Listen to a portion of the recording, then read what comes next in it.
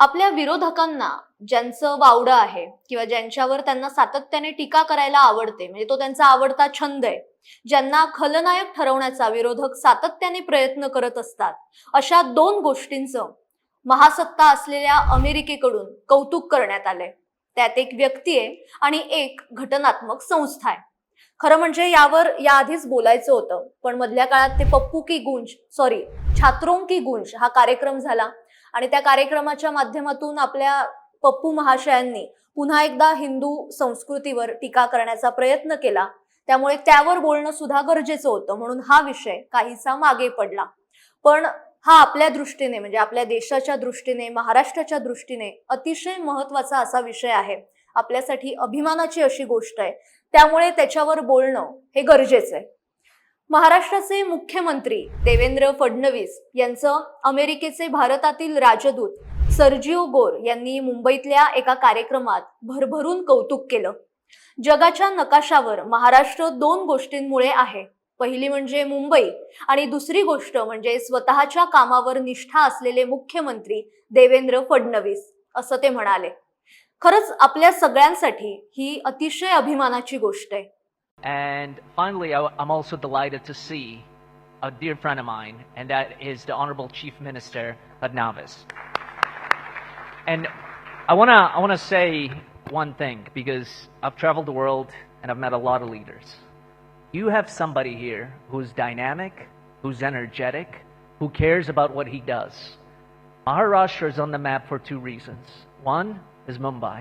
The second is your incredible Chief Minister. So give him a round of applause. Thank you. पुढे या कार्यक्रमात बोलताना Sergio गोर असं म्हणाले की मी जगभर प्रवास केला असला तरी महाराष्ट्राकडे प्रचंड ऊर्जा आणि दूरदृष्टी असलेला नेता आहे.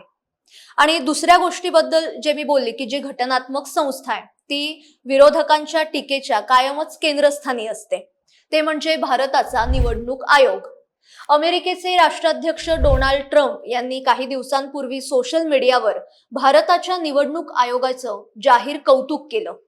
सेफगार्ड अमेरिकन वोटर्स एलिजिबिलिटी अर्थात सेव्ह अमेरिका ऍक्टच्या निमित्ताने त्यांनी भारताच्या निवडणूक आयोगाचा आदर्श घेत अमेरिकेत सुद्धा कठोर मतदार ओळखपत्र पद्धती लागू करण्याची मागणी केली आहे. इतकंच नाही तर भारताचे मुख्य निवडणूक आयुक्त ज्ञानेश कुमार यांच्याशी झालेल्या संभाषणाचा देखील त्यांनी यावेळी उल्लेख केला. भारतात 64 कोटी 60 लाख मतदार असतानाही 1% कमी मतदारांनी टपालाने मतदान केलं आणि प्रत्येक मतदाराकडे वैध छायाचित्र ओळखपत्र आवश्यक होतं. मग अमेरिकेत वैध छायाचित्र ओळखपत्राशिवाय निवडणुका कशा होऊ शकतात? हे कौतुक जागतिक स्तरावर भारताच्या लोकशाही व्यवस्थेची प्रतिष्ठा उंचावणार आहे. जगातील शक्तिशाली देश असलेल्या अमेरिकेत आजही कागदी मतपत्रिकांवरच निवडणुका होतात आणि ही प्रक्रिया अत्यंत किचकट असते, त्यामुळे मतमोजणीला सुद्धा वेळ लागतो. अमेरिकेमध्ये भारतासारखा स्वतंत्र निवडणूक आयोग सुद्धा नाहीये. इतका प्रगत देश असूनही राजकीय मागासलेपणाचं हे एक लक्षण आहे. म्हणूनच इस्रो, UPI प्रमाणेच भारताची जागतिक स्तरावरील आणखी एक यशोगाथा जर कोणती असेल तर ती म्हणजे EVM. आता सेव्ह अमेरिका ऍक्ट हे विधेयक काय आहे ते समजून घेऊ. हे एक प्रस्तावित विधेयक आहे. त्याचा उद्देश अमेरिकेतील मतदार नोंदणी आणि मतदानाशी संबंधित नियम अधिक कडक करणे हा आहे. या कायद्याअंतर्गत मतदार नोंदणीच्या वेळी नागरिकत्वाचा कागदोपत्री पुरावा देणं आणि मतदानाच्या वेळी छायाचित्र असलेलं ओळखपत्र सादर करणं अनिवार्य असेल. या विधेयकानुसार टपालद्वारे मतदान प्रक्रियेवर सुद्धा मोठ्या प्रमाणावर निर्बंध घालण्याचा प्रस्ताव आहे. ट्रम्प यांनी सेव्ह अमेरिका ऍक्ट संमत करण्यासाठी सातत्याने आग्रह धरलाय. त्यांच्या मते या विधेयकामुळे, या कायद्यामुळे निवडणुकीतील अपप्रकारांना आळा बसेल. भारतातील अमेरिकेचे राजदूत सर्जिओ गोर यांनी सुद्धा त्यांच्या मताशी सहमती दर्शवली आहे. ट्रम्प यांचा हा जो संदेश आहे ना, तो म्हणजे भारतात EVM द्वारे घेतल्या गेलेल्या निवडणुकीच्या निष्पक्षपातीपणावर केलेलं एक प्रकारे शिक्कामोर्तब आहे. अमेरिकेने कौतुक केलेल्या भारताच्या निवडणूक आयोगाला मात्र आपल्या विरोधकांनी प्रत्येक निवडणुकीच्या वेळी आरोपीच्या पिंजऱ्यात उभं केलंय. इतकंच नाही तर मुख्य निवडणूक आयुक्त ज्ञानेश कुमार यांना खलनायक ठरवण्याचा प्रयत्न सुद्धा विरोधकांकडून सातत्याने केला जातो. ईव्हीएम, व्हीव्हीपॅट किंवा मतदार यादीचं नियमित पुनर्निरीक्षण, SIR मोहीम अशा उपायाने आयोगाने विश्वासार्हता राखलीय. तरी काही राजकीय नेते, सोशल मीडिया, मुख्य प्रवाहातील माध्यमं यांच्या माध्यमातून आयोगाच्या कार्यपद्धतीवर सातत्याने आरोप केले जातात. शरद पवार आणि राहुल गांधी यांनी अनेकदा आयोग पक्षपाती असल्याचे आरोप सुद्धा केलेत. मतदान चोरी होत असल्याचा आरोप सुद्धा सातत्याने केला जातो. राहुल गांधी यांनी वोट चोरी हा शब्दप्रयोग करून निवडणूक आयोगावर थेट आरोप सुद्धा केले. इतकंच नाही तर प्रत्येक निवडणुकीच्या वेळी निवडणूक आयुक्त ज्ञानेश कुमार यांना खलनायक ठरवण्याचा प्रयत्न सुद्धा केला गेलाय. प्रत्येक राज्यातल्या निवडणुका झाल्या की राहुल गांधींची एक प्रेस कॉन्फरन्स ही ठरलेलीच असायची.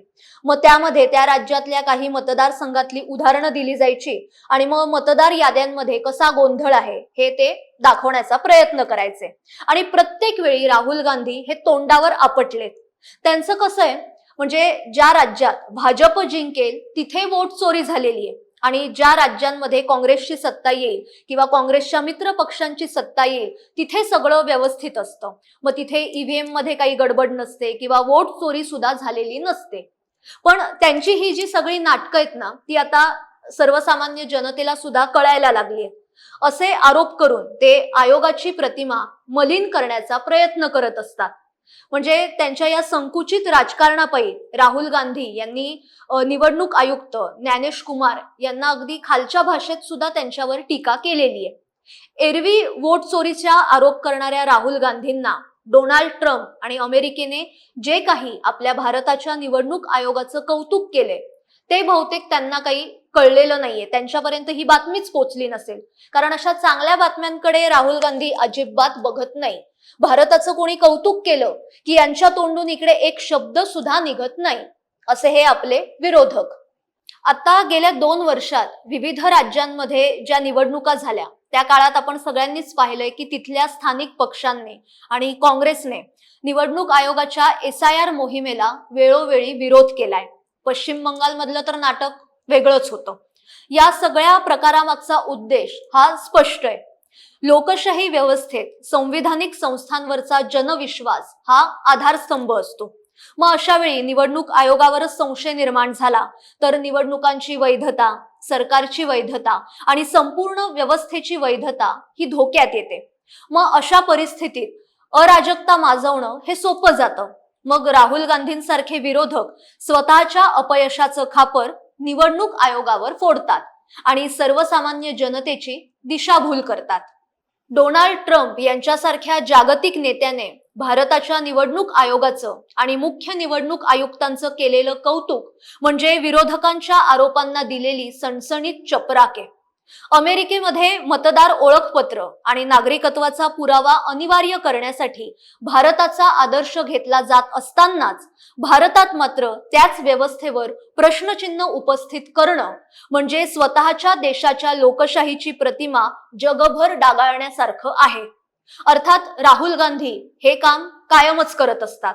म्हणजे वेगवेगळ्या जागतिक मंचावर जाऊन त्यांना भारताविरोधात बोलणं हे फार आवडतं आणि भारताचं कोणी कौतुक केलं की ते त्यांना अजिबात सहन होत नाही.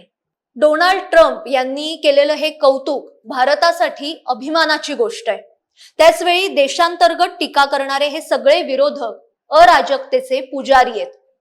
एक गोष्ट मात्र नक्की आहे, भारतात वोट चोरीचा आरोप करणाऱ्यांना अमेरिकेचे राष्ट्राध्यक्ष डोनाल्ड ट्रम्प यांनी सणसणीत चपराक लगावलीये आणि ती कोणीतरी लगावणं हे गरजेचंच होतं.